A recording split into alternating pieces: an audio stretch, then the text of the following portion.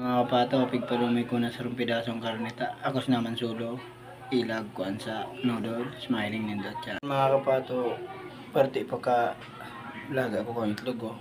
Tingnan nyo, ang ganda ng kalaga ko, diba? Yan, gulay, ilalagay ko yan sa noodles. Mamaya makikita nyo, tapos tanglad. Ayan guys, sarong chicken no. So nilaga hanggang karne, day ko na inapo, nilag ko na dyan. Yan, just tanglad. Tapos yung ingredients ka nalaki may chicken. Para masira. Mga kapato, nagkulo na.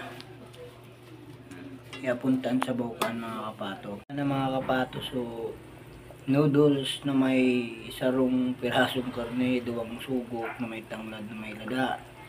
Yan, maling nindo mga kapato. Noodles mga kapato. Gaan mga kapato. Simple lang mga kapato ang tigluto.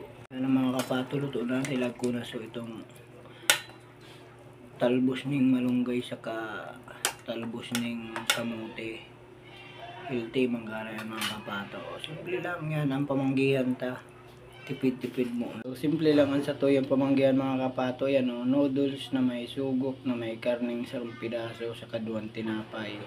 Nilagyan kong gulay para healthy tsaka tanglad. Sold na naman. Kapato, mapod trip kita oh.